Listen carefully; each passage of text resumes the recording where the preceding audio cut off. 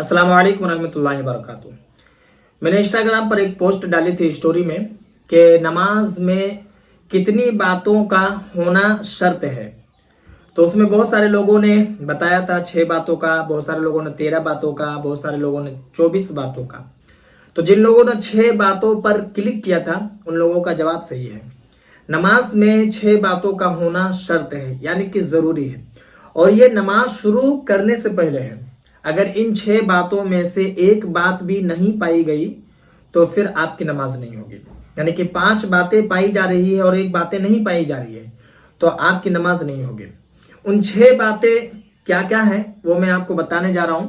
इस वीडियो को आप गौर से देखिए, मुझे उम्मीद है कि आपको समझ में आ जाएगी, क्योंकि मैं बिल्कुल आसान तरीके से आपको बताऊंगा।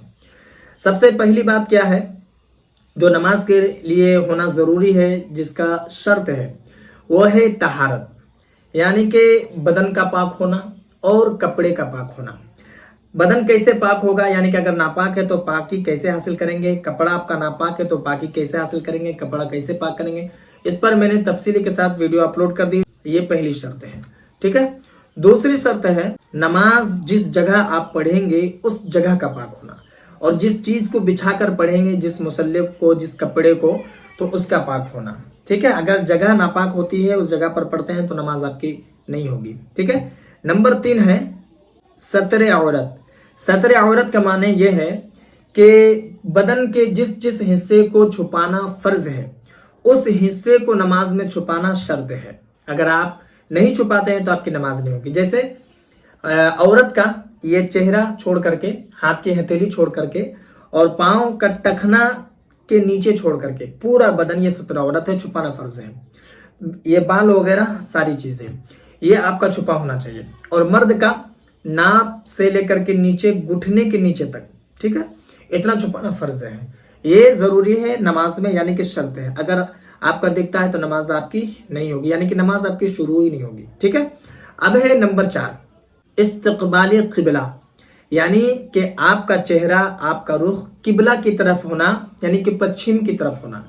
किबला की तरफ अगर आपका रुख नहीं होता है तो फिर आपकी नमाज नहीं होती है। कोई ऐसी जगह चले गए जहां आपको पता नहीं कि किबला किधर है तो आप किसी से पूछ लीजिए, ठीक है। किबला की तरफ अगर आपका रुख नहीं होगा तो आपकी नमाज नहीं होगी, ठीक है।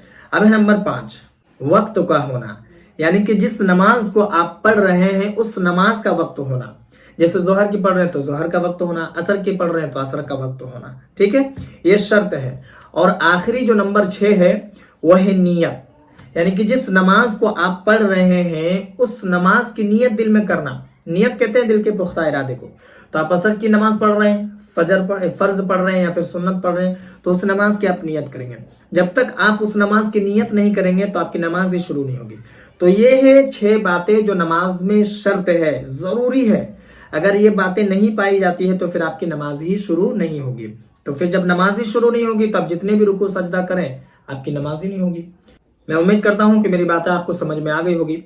आपके मन में अगर कोई सवाल हो तो आप कमेंट पर जरूर बताएं। बाकी मैं इंशाल्लाह तबारक व तआला नमाज के बारे में एक एक करके तमाम तर चीजें जो आप नहीं जानते हैं मैं इस चैनल पर अपलोड करता रहूंगा। इसलिए आपसे गुजारिश है कि अगर आप नए हैं चैनल पर तो चैनल को भी जरूर सब्सक्राइब कर लें।